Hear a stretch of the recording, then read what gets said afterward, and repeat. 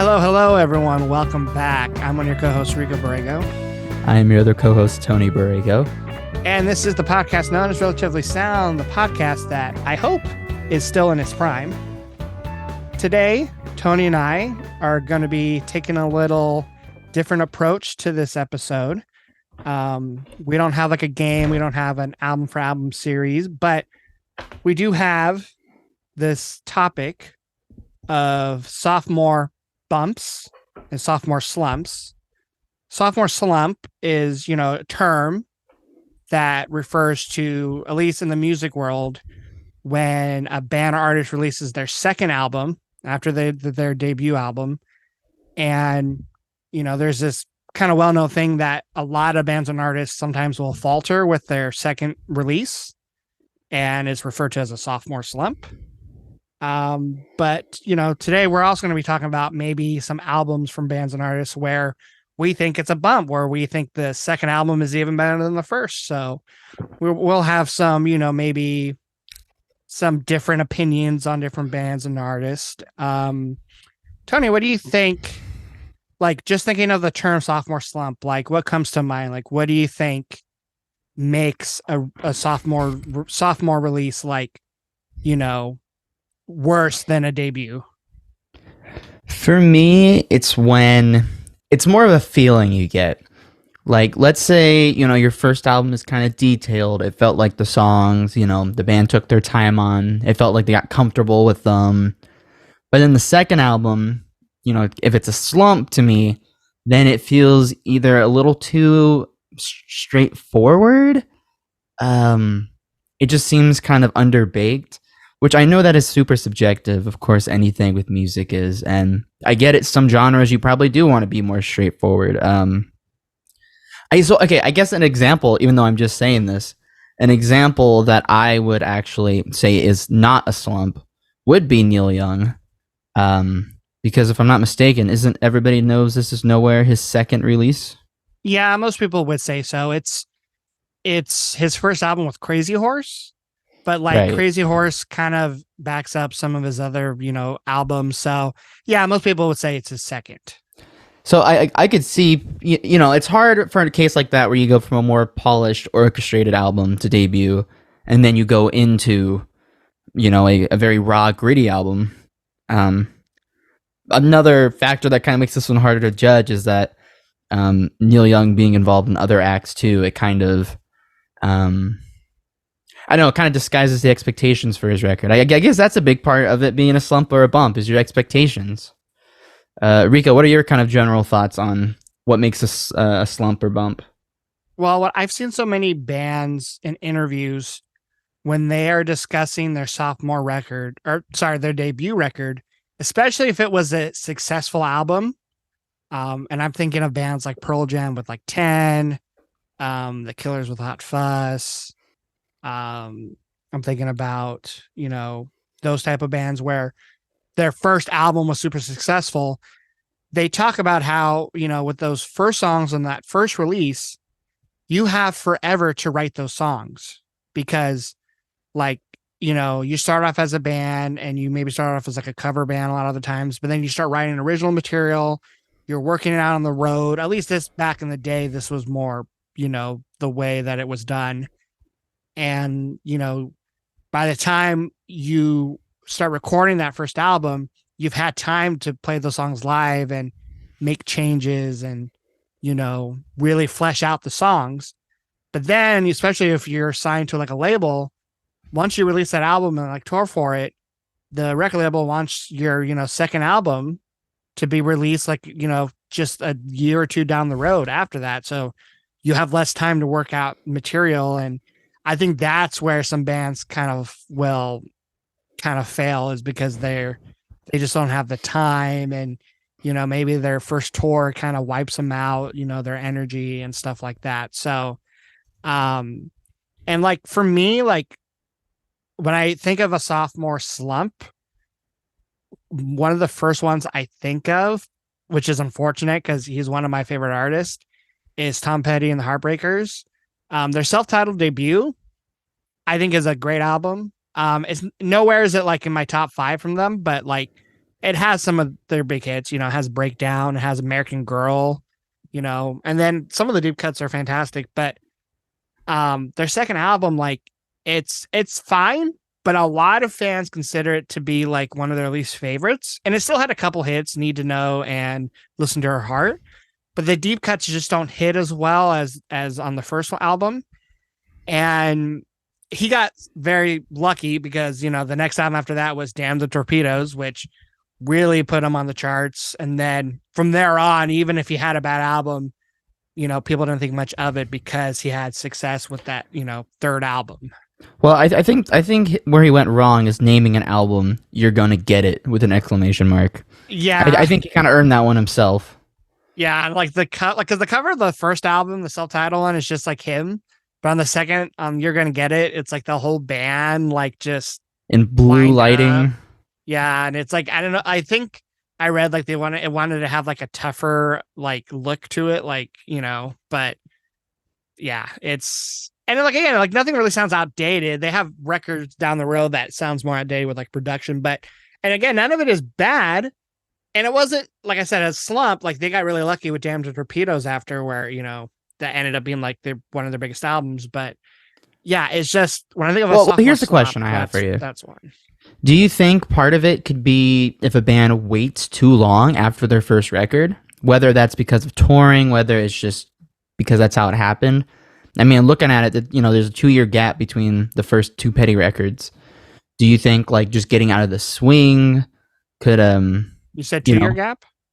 Yeah, it says 76 and then 78 for the first two records. Yeah, I mean, it could be. I think it kind of depends too. Like, it depends on, because I know they toured a lot after that first album. So, I think they were just so busy being on the road that I don't know when they went into the studio, like if they had like songs already, like, some bands like to flesh songs out live and play unreleased songs, not even finished songs, and then some don't. So yeah, it could be that. It could be that maybe they waited too long. But I also feel like being rushed too could be just as bad. My problem is I don't know.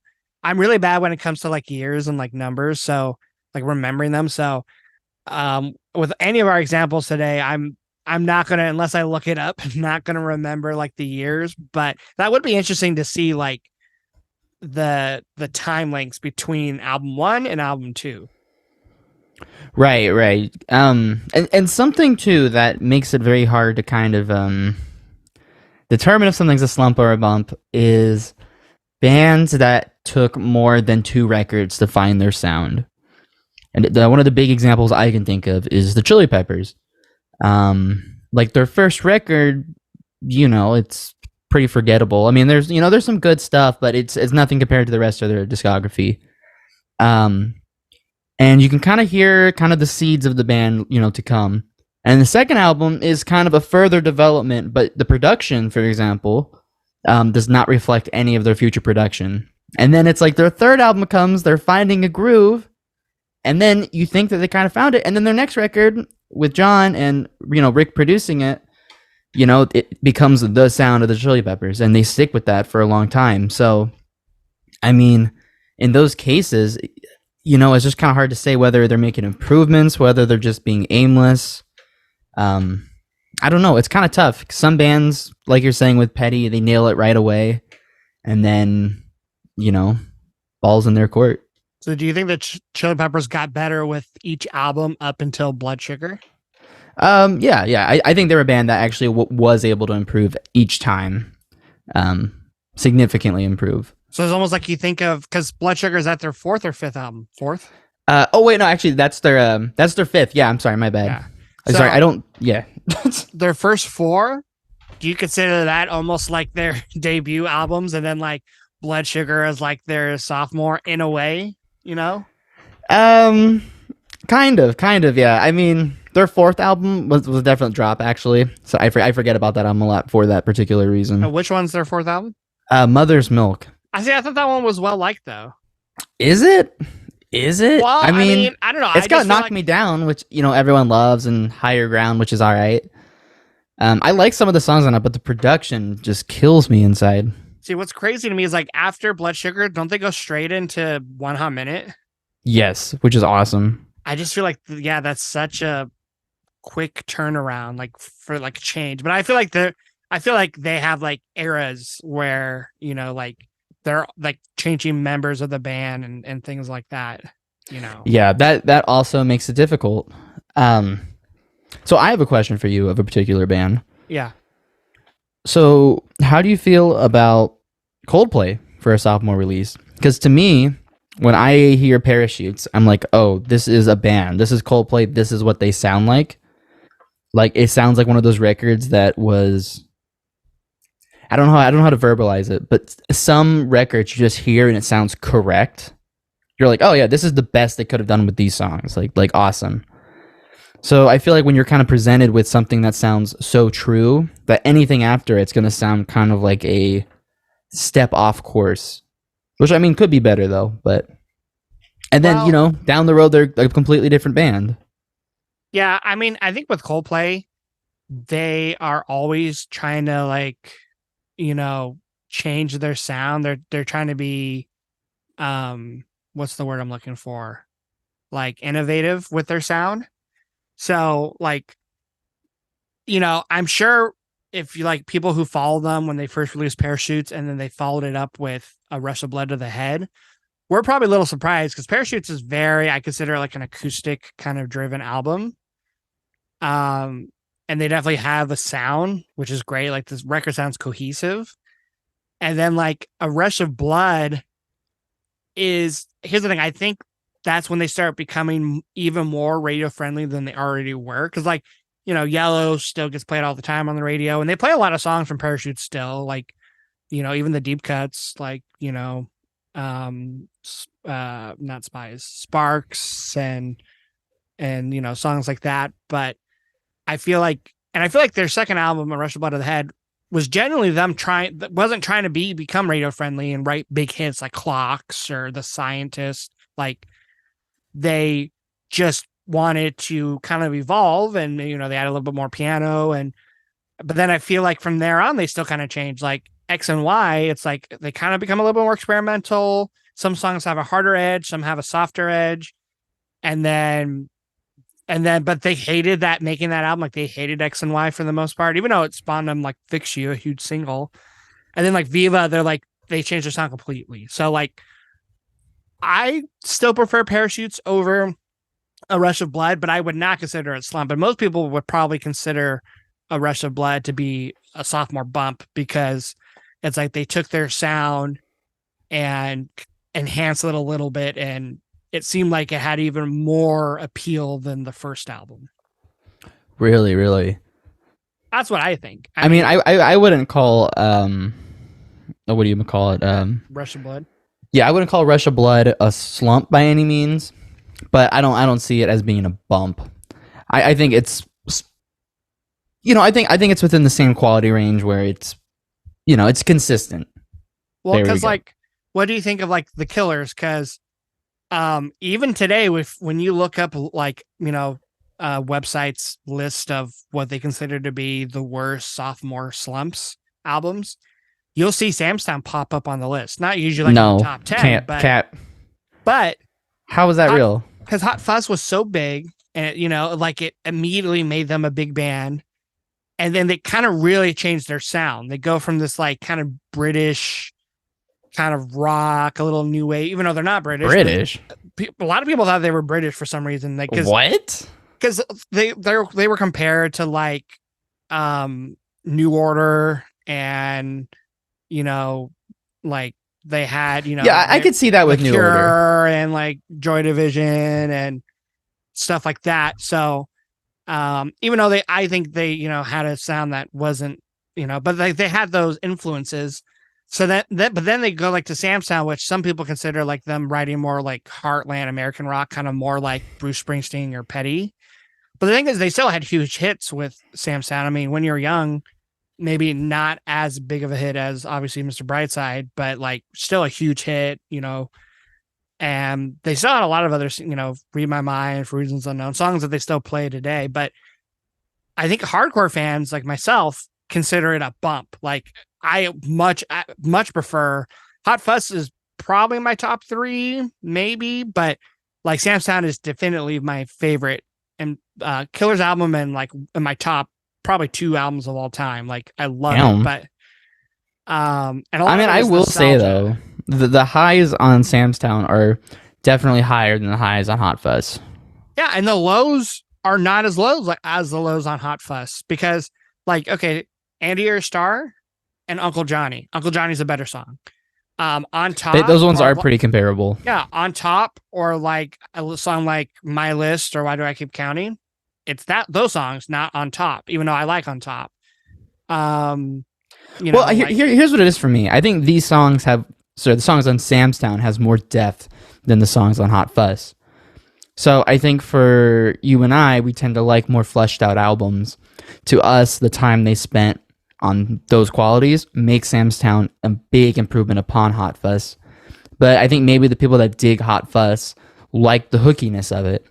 They like that less dynamic, production, or like the whole vocal stroke effects. sound. Yeah, exactly. But So yeah, I think for a lot of those people, critics hated on Sam Sound when it first see, came out. I feel like critics would appreciate it. No, Because because I they will say, some bands when they try to, explore or develop a sound, they do get boring. Like I think that happens a lot. So even like even kind of way off from here, Guns N' Roses, like their first album is obviously so iconic, and I think it's a great album. But their other albums, the next ones, the Use Your Illusions and whatnot, it's a totally different writing style, and I know people personally that much prefer it over Appetite. But to me, it's like I don't know, it's not exciting. So well, maybe people view the Killers in the same way. I don't know. I think with the Killers, like critics and even some fans, like this the change of sound and like the style was too much. Even though I think they pull it off so well, and I think that sound suits them better than Hot Fuss. Like you know, fans, I think that will give it a chance and listen to every song and actually like take it in. Will still say like, oh yeah, this is still the same band, but in fact their songwriting has improved. Where I don't know, if, like you said, Use Your Illusions 1 and 2, that was their second album, Guns N' Roses. Well, I think their second like real album, their Yeah, double like album. studio. Like who releases a studio album as their second album? That's pretty Who ballsy. releases a studio album as your second album? Excuse me? No, a double. Did I say studio? I meant Yeah, to you say said double. studio. I meant to say double album. No, just wait till our first album's a double album. Oh, God, I know. I think Chicago's first album is actually a double album. That is ridiculous. Um, it's such a weird idea. Like that's almost like giving too many songs. Like double albums it's its own topic. We'll I'm sure cover one day, but I think you have to have at least 5 albums under your belt before you At least start saying. five. Okay. Okay, yeah, we're gonna have to dedicate. We'll have to throw this in a future episode because I don't know. It's Yeah, kind of. that sounds about right. Because I think the river for Bruce, I think that's Okay, like so you're his assuming that The River is the benchmark for a double album. I have not heard it, so I'm not saying kind it is of. or isn't. But And I don't. that's a bold Well, assumption. speaking of Bruce, actually today, as we're recording this episode, is his birthday. Um, Oh, happy birthday, boss. so and his first two albums are very interesting. I know you've not heard either one. I might be giving you one of them when I give you another Bruce album down the road for album to album. But his first album is kind of a mixed bag, but I in a good way. Like I really enjoyed, and I think fans and critics did too. But like half of it was like singer songwriter, and then half of it was like kind of the beginning of the East Street Band, but not really. But some of them did have like songs with like saxophone and horns and stuff. It felt like a big, band song. But then his second album, The Wild Innocent, the East Street Shuffle, that one, like for sure, was the start of the East Street Band. I mean, it's in the title of the song and that in the album, and that's a much different album because it doesn't, even though it has elements of a singer songwriter to it, like with some of the songs, like the lyrics, especially as with almost every Bruce album and Bruce song, it had way bigger production and way bigger sound because of the E Street Band. that I don't know. People really consider it a slump or bump. I probably prefer his second album over the first one, but it's pretty close. They're both great in their own ways. So I will say I think the second album has more fan favorites and definitely has songs that are featured in the set list more often nowadays. But that's when someone changed I feel like their style and genre a little bit and matched, but still match the songwriting from the first album. Okay, so it's more so the configuration that changes. Yeah. So kind of like well, it's interesting because some bands, Queens of the Stone Age being the first I think about, their first album, being mostly just Josh, is basically just if Caius did, if they wrote actual songs, instead of like stoner, Irish didn't write metal. Actual songs. So what were they? Well, what I meant. Like commercials. No, as opposed to just like like jam songs, like riffs. Like these are more like structured. They had more vocal hooks and everything. But then from the second album onwards, boom, instantly sounds like Queens of the Stone Age and is distinguishable from every other band. Yeah, but we talked about how much people love that self-titled debut from Queens of the Stone Age, which I kind of get because it has a very distinctive sound. But yeah, like Rated R is so much more of a polished and better sounding album. That's like going from like 240p to HD.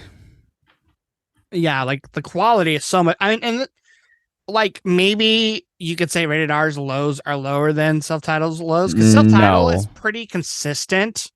Like, I mean, there's a couple moments in some of the songs that annoy me, and if you want to hear about that, go listen to our Queens of the Stone Age episode. But like, there's some songs on Rated R that I like hate, like the Nick, most of the Nick songs, and then all the Nick songs are great. No, the only one I like is Autopilot. See, that's like that one would be the worst of the Nick songs, but it's got the sick lead guitar. It sounds so good. And then like I do not like the outro to the closing track. I think I lost my headache. Oh yeah, that's the only low on the album as far as I'm concerned. But it's like such a big low, like it's pretty low. But yeah, no, and then from there, like they go to, it's kind of again like with like Tom Petty, like yeah, their first album is looked fondly on by fans, and the Rated R is even better. But then like the breakthrough, I feel like, is really with Songs for the Deaf, which is the third one, Right. And then from there, then they kind of go all over the place a little bit because then it's like some people like Lullaby, some people don't, and then like Era of Vulgaris is even more like divisive with fans. I don't know. So what I'm kind of noticing here is that you can only really, even I was gonna say that you kind of have to establish a sound to determine if it's a bump or a slump. There's sort of like a range. What about, because you brought up Queens of the Stone Age, why don't we also bring up Foo Fighters? Because it's the same deal. Like it was a Dave Grohl project, the first album, self-titled, right? Right.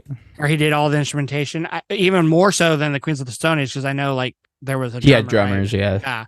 Where Dave Grohl like did I think almost everything on the self-titled Foo Fighters record, and then by Color and the Shape, I think he starts getting. I know like they had a different drummer that, if you know the Foo Fighters history, Dave Grohl pretty much like erased all his drum parts from the recordings of the songs and redid them himself. So, but like you start. What a Giga Chad move right there. Yeah, but I think Pat Smear's kind of lingering around in the band at that point, and I think their bassist enters in around Color and the Shape, their second album. I don't feel like they become a real full band until at least like There's Nothing Left to Lose, when they add in Taylor Hawkins, who really shines with the band. And then like, I don't know if it's all one by one when they add in Chris, their lead guitarist, but like, oh wait, so Pat was before Chris. I think, well, it would make sense, I think, because Pat was playing with Nirvana. I guess that's true. Pat as an unofficial member, as like a live touring member, because he plays in what, like the Germs or something. Yeah, that was like his first big band, I feel like. I've never heard any other stuff, which I probably should. But I gotta say this though: why is Pat so likable, even though he like only plays rhythm guitar and like that's it? and he does because nothing he else. gets to be in one of the biggest rock bands of all time, and it's like the easiest gig. He like, which is great. Like, you know, maybe he felt like he got all his creativity out by the time he was done with the Germs, and then he was like, yeah, I'll just play a D power chord to a C power chord for 3 hours at a show. That's valid. That is valid. But I think for that, I think for Foo Fighters, for me, between the going from self-titled to Color and the Shape, I do think it's a big bump up. And then I to me, they only kind of get better with then the third album. There's nothing left to lose. Then they kind of dip in quality a little bit with One by One. But yeah, I think the kind of more garage rock lo-fi sound for Foo Fighters self-titled is approved upon, because I feel like you can only do that for an album or two's worth, and then it gets kind of a little too repetitive. Right. Like I do like part of why I do like albums, as you and I have talked a bunch on this podcast about it. I love albums because they can really mark a period in a band's career. So like we just were saying, Foo Fighters, the first one is Dave doing his own thing, finding his voice, and doing it all himself. So it's cool to hear him start there. And it's even cooler to hear the progression from that album to The Color and the Shape, which is kind of shocking, once again, like the Queens of the Stone Age one. But I think it's kind of interesting how for both bands, once they got in that second album, that's the sound that they will stick with for pretty much the rest of their career.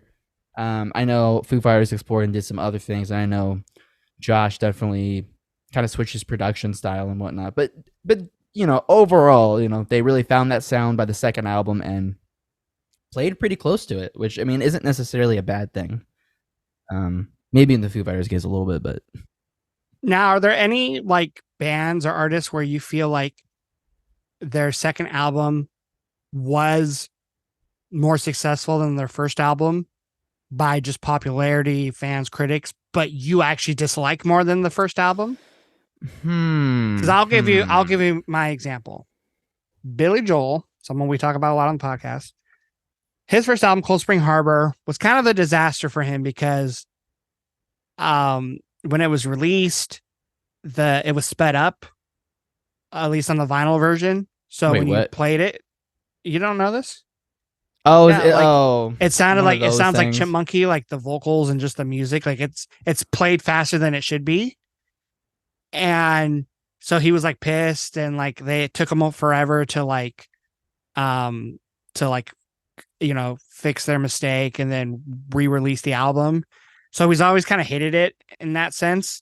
But it also just has a lot of songs where like it's just him and a piano and like not the full band yet. And there's still some like he's definitely kind of polishing his songwriting ability, his singing, his chops. And I personally love it. I mean, it's not like a 10 out of 10 album, far from that. Like it's definitely got a couple duds, but I think there's some songs he still plays from it live, like She's Got Away, Everybody Loves You Now. But I like some of the deep cuts too, like I Love You Can Make Me Free, Why Judy Why, Fall Under the Rain, Tomorrow Is Today. His second album, Piano Man, just from the title alone, that was the more successful album, and his breakthrough hit with Piano Man, and it's got other fan favorites like Captain Jack, Ballad of Billy the Kid. I have mixed You're My feelings on Home. Captain Jack. Oh, I love Captain Jack. Sometimes I'm like, this is a great song, and then sometimes I'm just like, what does it for me every time? It's that one high note he does coming out of one of those choruses near the end. Oh, that doesn't bother me. I don't know what, it just rubs me the wrong way. It has some of his most like vulgar lyrics, but I don't know. I still like it. Oh, come on, not that vulgar. They're not. When you've heard the Chili Peppers, no. I mean, just for Billy Joel, they're Could you imagine Billy Joel covering the Chili Peppers? What song would he do? Scar Tissue. I don't know why. I just can we start a Kickstarter to like can we fund Billy Joel to do this, please?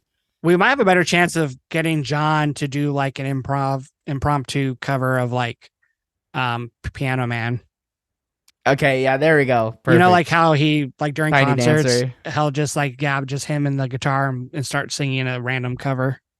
Yeah. Okay. No, but like Billy Joel, I'm like down. Piano Man, that is like for most fans and critics is a sophomore bump.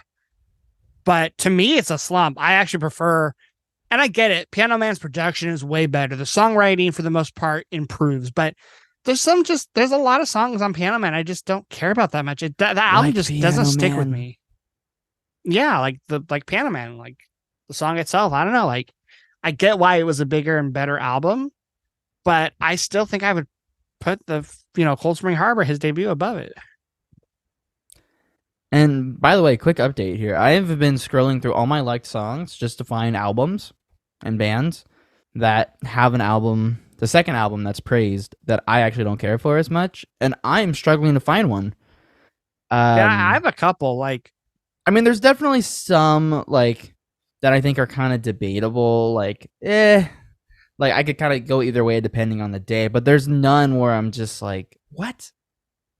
I oh, yeah, I don't and then know. there's and then there's some that it's the reverse. Like, there's some bands who people will say that the second album was worse than the first, but I disagree with See, that's where I'm at with a lot of because these. like I'm gonna mention this one quickly because I know you don't know either album. Counting Crows, their first album was kind of like Hot Fuss, like for the Killers. Like it had a couple really really big hits. It was like well liked by critics and fans. It got them on it got their name out, and then their second album, their sophomore album, Recovering the Satellites, it had a couple hits. A Long December being like the biggest one, but it wasn't. I don't feel like it was as well liked unless you're like a hardcore fan. And even though like it still was like praised for the songwriting and whatnot, like it just never got the praise that August and everything after got their debut. But earlier this year when I discovered that album, I even though I love August and everything after, and that was the first Counting Crows album I ever heard, like a lot of people, I think the second one's even better. I think they take things to like another level. Um, and that's also how I feel with Pearl Jam. Now, I don't think a lot of fans or critics would say Versus is a slump compared to 10, but because 10 was so big, made Pearl Jam so famous in the 90s, and like part of that was just helped by like the grunge movement in general, but like it has some of their biggest songs, Even Flow, Alive, Jeremy, like just, huge songs. And Versus, it had a couple of big hits, Daughter and Animal, but like I don't know, it just less songs charted, and they kind of stopped making music videos around that time. And but I prefer Versus over 10. Like I think I mean, Versus is better than 10. I think it's part of the same deal with STP. Like I mean, honestly, I guess I couldn't tell you if the general consensus is Core is better than Purple, but I feel like it's the same deal. Like everyone's like Plush, that's the STP song, but to me, they took everything that was good about Core and made it even better in Purple, which I think is kind of the same with Versus for me. Like I don't know, it once again, it's kind of like you release your first album and it has a sound that is like explosive for the time with all your peers, but then you take that sound and you develop it, and then once you've kind of exited the fad, and you have your own thing going, then I feel like it can get kind of lost because it's, I don't know. Does that kind of make sense where I'm going with that? Yeah, but and that's why I think Pearl Jam did it so perfectly, because like I think the only album there is that you consider grunge is 10. Like By the way, I love your I'll never forget when you said that that Backspacer is a new wave album. it kind of is for Pearl Jam at least. That cracks me up. I But mean, I mean, I would call Versus grungy. eh, It's okay. If you were to list like the top three genres for it, the second genre would be grunge. well, I guess. I mean, but like I don't know. I don't feel like any of the song, like even like a song like Leash or Blood, are kind of more like punk than it is grunge. Um, I mean, isn't grunge just kind of like slower punk, kind of to an extent? Is that just me that feels that way? Well, yeah, but that's what I'm saying. Like, I mean, Blood is maybe a little slower to where you can compare it to like grunge, but like I don't know. I feel like Leash has the energy more of punk. Well, what kind of kills it for me for like the grunge label on Leash is like that wah guitar. But then again, though, the Screaming Trees had like wah guitar and they're grunge. Yeah, I don't know many. I only know one Screaming Trees song, so I can't comment. Yeah, okay, come on. Nearly Lost You, which I know was the one that you know. That's the one I know. Yeah, That's basically a Pearl Jam song, yeah, honestly. but I wouldn't consider that song grunge. So I feel like it's. I mean, and that's why some people would say that okay, it's at least 90s rock, which is almost synonymous with grunge. because I even feel like some of like I feel like the most grunge songs on 10 weren't the singles. Like Deep is like Okay, grunge. so Once Deep is is like grunge, but Leash grunge. is not. You have to be joking me right now. Deep is so more grunge than Leash. Yeah, absolutely.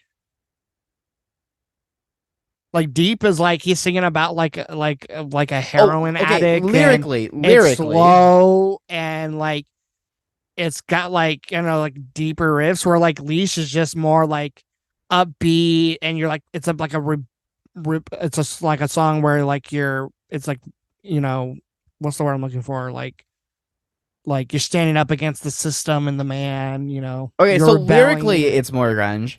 But come on, are grunge songs swung normally though? Mm. I feel like they Dun, could dun, be. dun, dun, dun, Don't dun, Alice dun. in Chains have some songs like that? Yeah, but okay. We have simply hijacked this podcast to be the grunge podcast here. But see, with Alice in Chains, it's interesting because I would say that they're a grunge band that took a more metal approach than some others. Like, I feel like some people could think of grunge and think, more like Melvins, think about something like messy and heavy and maybe even a little bit sludgy. But then some people, yeah, would call like Pearl Jam, which is more of a hard rock approach, or Alice in Chains is more of the metal approach. So at the end of the day, it's just a word with too many meanings. It's Well, like alternative. What the hell does alternative mean? what did Alice in Chains first song or first album like? What was the genre? See, okay, I think people would call it grunge, but to me, it's just like it's more hair metal to me because the songs are the songwriting's kind of cheesy on that And then album. what was their second album? Dirt, which is like to me one of the quintessential grunge albums. So that has to be a sophomore bump then, right? Oh, and in my opinion, by far, I guess I'm actually not quite sure the general consensus on that, but Well, I I think mean, most I people would know, say it's I a know, bump. Dirt is like, yeah, one of the is their most popular album and the most like one of them probably top, three grunge albums.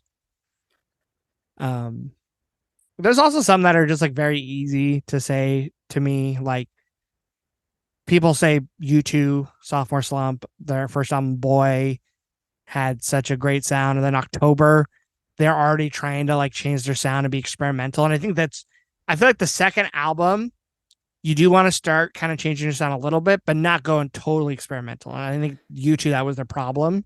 I think they're a little Because too ambitious. yeah, because then they go to War, which I feel like is like more up there with the sound of Boy, but harder and more rock. And people love that. And then they go into like the Unforgettable Fire. And that's where they kind of change it again. But I don't know. I feel like they do it in a more like um smooth way. So yeah, a lot of people, and then like same thing with like Radiohead, but the opposite. Like people think going from Pablo Honey to the Bends, that's a bump, and I would agree because like their first album doesn't even sound like Radiohead that like today, and then like the Bends, even though I don't think the Bends is like a top three album for them, like it's solid, and they're kind of like with the Chili Peppers where like it's like every album starts getting better and better even though I don't love Kid A as much as OK Computer, but Yeah, uh, I think Soundgarden's very similar too. Like the first record isn't really a Soundgarden record, and you can even argue the second one isn't even quite. Like they started off being more like a Black Sabbath type band. Here's some riffs, here's some high pitched vocals, and then they eventually shifted to, hey, like let me be more like a songwriter here. Um, so yeah, it's interesting. It's interesting because so many people value different things about bands and albums and what they look for in an album. Um, Yeah, it kind of depends, like too, like how like let's take a band like the Tragically Hip, and this is only talking about like in Canada, and obviously Now we're doing cultural differences here. doing my research, but like people love the Hips' first album Up to Here, but it's kind of like you were saying with like Soundgarden, like it was them doing a different sound that they were known for 3 albums later. Like they were doing kind of a bluesy bar rock kind of sound, and if they had just stuck with that sound, I would not be a fan of the band, honestly. Like they'd be one of those bands where I'd hear them on the radio and I'd be like, yeah, it's okay, but I wouldn't necessarily dive deeper into their music. But then, like their next album, Road Apples, people love it, and I would say a fair amount would say it is better than Up to Here, the first album. But I think it's like so much better. And then again, like the third one, that's fully completely, and I think that they make it even better. And then it's almost like every album kind of gets better and better and better. But there's some people who still go back and they say, "Oh yeah, well, Up to Here, that first album, they never really got better than that."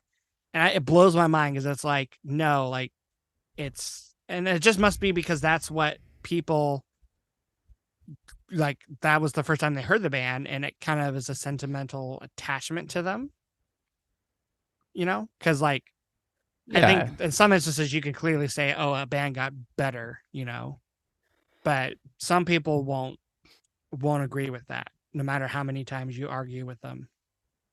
So something that this kind of reminds me of is, or something that I'm kind of thinking, kind of based off this is, um, this is we've been talking a lot about bands and their direction, and so I was thinking about Elliot Smith because I felt like he's someone where he really improved a lot throughout his career and grew. Um, and so a lot of people have latched onto his, second and third record, self-titled and Either or. Um, and the first solo record of his, Roman Candle, is actually pretty different than the rest of his solo work. It's the only outlier to me, because it's a lot more. I don't really want to say folkier, but it's much more laid back, and it's an interesting experience. And Oh, why did I some think it was more rock? Why did I think it was more like Heat Miser? no, it's not, and that's exactly where I'm going. It kind of makes you wonder, did Elliot choose this very acoustic, like I think he did it on a 4-track? Did he go that approach because it's very opposite of the post grunge Heat Miser band he was in? And then maybe after he did that, he was like, okay, let me actually like find out my style. And then once he found it, he just developed it, did what he wanted. Or did it genuinely take him that first album? Because throughout Elliot's first few albums and all his albums, he does a lot of the instrumentation himself. So where you could argue like self-titled for Foo Fighters and Queens of the Stone Age may have been their first album, may have been a result of doing it themselves. Like that may have kind of forced the album to sound more garage rock, more insert whatever. But so yeah, you kind of wonder if an artist or a band's first solo album or whatever, like if they purposely do something that is not going to be reflective of their sound in the future. Yeah, I mean, I totally agree with that. And I kind of think that was the case for Warren Zevon. His first album, first of all, I think he went under the name just Zevon, not even Warren Zevon. And it was called Wanted Dead or Alive. And it's an album like did not sell at all. Like only when the news of his cancer before he passed, when that news came out, that was the only time when his label was like, oh yeah, let's reissue that first album. Like up until that point, it was like almost forgotten about. He never like played songs from it, and he changed completely, even just with the second album, his self-titled. And some people like think the self-titled is his first one, and maybe that's just because a lot of bands or artists, if they do a self-titled, it's likely going to be the first one, even though there's a lot of instances where that's not the case. But um, like yeah, Wait, I'm a little it's confused here. why Wait, isn't his self-titled the first album? no, that's what I'm saying. It's not. It's the second album. Which one is the first album then? Wanted Dead or Alive. Okay, why am I not seeing it though On what? on Spotify? Because they probably have like the 2003 Oh version. yeah, I forget they take away the original sometimes. That makes me so Yeah. so frustrated. I'm That's what I'm sorry. saying. Like the first, like Yeah, it probably. I mean, I know streaming music wasn't really a thing in 2003 or whenever that was reissued, but like, yeah, like it was forgotten about, and it's almost kind of like with Billy Joel a little bit too. Like his first album, he forgets about it other than like two or three songs. So, um, I do feel like in that sense, there's, like, yeah, that first album was not indicative of his sound for sure. And then I feel like there's some bands and artists where there isn't a big of a change with their first, like from their first album to their second. To me, it'd be REM. Murmur, their first album, kind of sounds like the next album, Reckoning. I much prefer Murmur. I do think Reckoning is a little bit of a step down. I feel like they started to kind of experiment a little bit with Reckoning, and those songs are my least favorite from Reckoning. I prefer the upbeat, college rock sound of their first album, Murmur. But then like the third album, Life's Risk, or not, sorry, not Life's Risk Pageant, Fables of the Reconstruction, then that's when they start kind of doing that, not quite the automatic sound, but kind of think of that dark, moodier style, just with kind of slightly more outdated production. Um, and then after that album, I feel like that's when they realized they can switch up styles with every album, and then they kind of did that for the rest of their career. But between their first two, very very similar, and I feel like there's a lot of bands where their first two are very similar, in sound, like, and that's kind of the safe route to go. I feel like third albums are when you either break through with your commercial sound, like with Tom Petty and Damn the Torpedoes, or that's when you really start experimenting more. Now, for the first REM record, didn't you say that like the vocals were like quiet, like it was hard to hear like the words and stuff? Well, the way Michael Stipe would sing the songs, he would sing them in a way where it was not like they were mixed quietly, but you couldn't make out what They're he was less singing about. intelligible. Yeah, he was almost kind of like mumbling a little bit Is that through something some of that the got songs. carried over to the next album? Like, was that like kind of like maybe some Yeah, performance I would say anxiety? like the first, no, it was part of it was because like I think he was like just still like learning as a singer and a lyricist. And he even claims like the first, like at least the first two albums, he was like, I don't even know what I was singing about. And I know when like they did their live at Olympia live album, when they started performing those older songs live again, he had to like Google search the song lyrics. And there's a point during the live concert where he was like, yeah, I looked at the lyrics on Google and they're completely fucking wrong. Like these are not the right words. And it's because no one knew. And so a lot of like fans of REM that grew up with the band, they didn't even care what he was singing about because they just liked the melody and they loved the music and stuff. And I think that did kind of carry over at least to the second album. But then I think with the third album, at least because I'm a moderator at the REM subreddit, not to brag, but I do songs of the week every week, Is that on your and resume? it's on my resume. Yep, that and moderator of the Tragically Hip subreddit. And when I do a song of the week and I pick something from their first two and I go and talk about the lyrics, it's a very short conversation because either there's not a lot of lyrics there to really discuss what the song's about, or they're so abstract. But then by like the third album, he starts like I feel like singing about things and about like specific like historical things and like he's using like analogies more and stuff like that. So he definitely grew as a songwriter with each album, but it took the first couple for him to get there. Okay, so it seems like a lot of the, kind of the how we determine whether it's a slump or a bump is based off like their creative choices, their artistic choices, Yeah. what sound they want to go for. A And band that I can think of that always kind of had their sound, like, like their first album wasn't far away from what their sound would end up being, but it was the performance that I thought was significantly different, would be Aerosmith's first record. And you may be thinking, whoa, hold on. That has Dream On it, though. That's classic Aerosmith. When no, you I'm listen thinking to I hate the. Aerosmith. No, sorry. You're just a hater. But to me, though, you can tell the confidence, that they gained with their second album. Like, they sound more.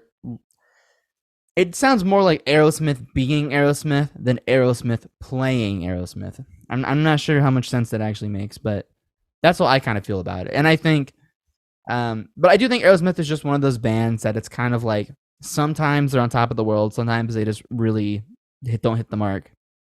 But Well, I feel that's the that thing though. Some bands just capture lightning in a bottle. Like okay, like the Cars. yeah, like the well, no, I think the Cars hold up quality a bit longer Well, than they some do, other but like the bands. second album, I was looking at the track list. What is it, Candio? And like Candio is it great. only had like one really big song on it, right? Like one huge hit. But like That part is true. the That first part is album, true. their debut has like we talked about it before, and a lot of people have where it's like almost gonna be a greatest hits album. And that album I just bought recently on vinyl. Like even the deep cuts are fantastic. Like Don't You Stop. Like I don't think that was like a single, but that's like an incredible song. But and every one of their albums up like in their up until like before the why can't I think of his name? Not Rico Kasich, the other singer when he passed away. I feel Ben like Orr, yeah. Benjamin Orr. Up until when before he passed away, like all their albums had a couple really big hits, and I agree, like they're not really a drop in quality, but I just feel like that first album is almost untouchable. But they had hits on every album where like they definitely had their greatest hits album is fantastic. It's kind of like with Journey too, except Journey's super different because like their first album doesn't even have Steve Perry. They're a fusion band. Yeah, and they were Before. like wasn't like their first maybe even two albums like instrumental even.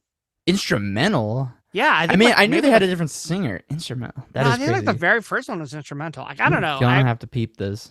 it is very different like with Journey, like because like yeah I don't like what was the first album even with Steve It's Perry? I don't called know. Journey, and it looks more like a Yes album than 7 songs, and it's 36 minutes. That says enough. There's this track listing. Songs like Topaz, Mystery Mountain, some I can't even pronounce. But kind of real quick to step back to kind of what I was mentioning was like the Blue album. I think the Blue Well, yeah, album is a fantastic album. I wanted to bring this one up.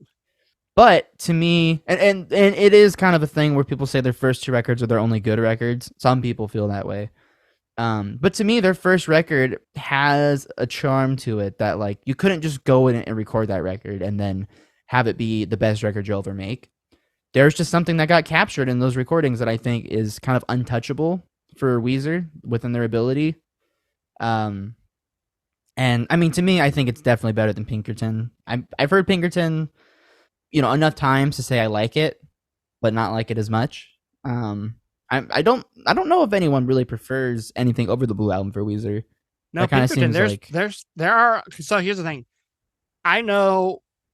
Do I know every song off the Blue album? Even probably not. I don't think I've ever heard the album in its entirety. Like there's some songs I you don't should. know. It's good.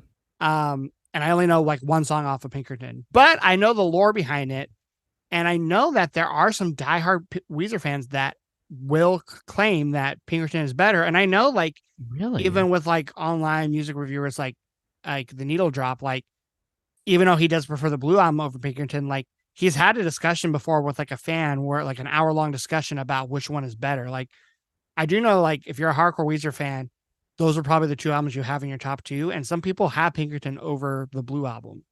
That said, obviously the Blue album way more successful, way more hits, and I know like they changed their songwriting. I know like there was like a concept album plan for Pinkerton that he didn't really follow through with, and oh, I didn't know that. yeah, and like I know he just had a lot going on in his life at the time, so it was completely different than the Blue album. But and like I said, I can't compare the albums because I really only know songs from the Blue album. But it definitely like yeah, critics were like, "What is Pinkerton? Like this is not the Weezer we want." And then I think over time that album was considered a classic by fans, but not really reviewers. Okay, that makes sense, and that does bring up a good point again about albums marking a band. Someplace, where the band was emotionally or mentally, physically during a recording of their album. And something too is when a band, let's say, because how big was the Blue album like when it was like first released? It got big, right? Yeah, I mean, So like so many of the, like their biggest singles are from there, right? Like right, Sweater but Song, Buddy Holly, Saying Ain't So, My Name Is Jonas. Like so imagine that you're like in a band of like 4 other young guys, and you're just like making like I mean, I'm not dissing at all, but making pretty simple songs, kind of garage rock. Imagine you're doing that, and then your first album is huge. What do you do after? Like, if I put myself in that shoes, like you would start thinking about your next move differently instead of just, all right, I like this album we did. Let's write another one. Yeah, I think that's what Rivers Cuomo was doing when he started thinking of like like I think it was supposed to be like some weird like musical concept God. with like a play or something. Yeah. Anytime a band tries to do anything, name me one good attempt at doing something like that. Tommy? Oh, I've never seen it though. Is it good? No, I've not seen it, but I know that that's like a Yeah, successful example. That is true. That is true. So I do want to end this episode with one more, and it's going to be: is it going to be a sophomore slump or bump? Good Cause and To Feed My Fish. Your first album, and then your upcoming sophomore album. You know, I think personally, and I wish Bryce was here to talk with me about this. We actually were kind of talking about this. We think that Feed My Fish is definitely going to be a bump. We think we are taking the things we liked about Good Cause, and we're just kind of turning the dial up a little bit. You know, I think in some cases we're taking it to 11. Maybe some people will think we've blown the speaker though. Maybe we've gone too far. But we are very excited to share it. I would like it to be. I would, and that's the thing. At the end of the day, each album's a different experience. You pick the albums you like, you pick the ones you don't like, I guess, or you just leave them. But yeah, it will be a bump as far as I'm concerned. All right, that's what I want to hear. Well, if you made it this far in the episode, let us know. Any of the albums we talked about, let us know your thoughts and opinions. If you think that they are a slump or if they're a bump, and give us other suggestions. Let us know other bands and artists that we have not mentioned, whether they've had, bumps or slumps, because there's a ton of obviously genres, but even just music and the rock genre that we've talked about where bands that we haven't not covered. And that's because we just don't know some of those albums. So let us know what are some of your favorite or least favorite sophomore albums. And then just to wrap up this episode, Tony, are you ready to give a suggestion for album for album? Yeah, for next week. I am actually not next week, next month. If you're not, that's fine. We can leave the viewers hanging a little bit. All right, we'll leave you in that suspense. Okay.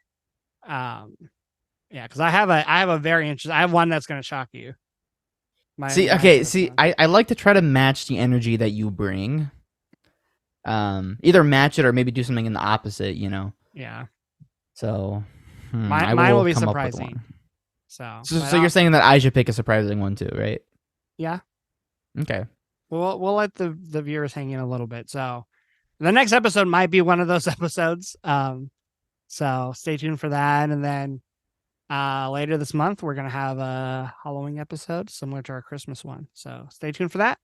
So till then, we hope everyone takes care and you'll be hearing from us soon. Bye-bye.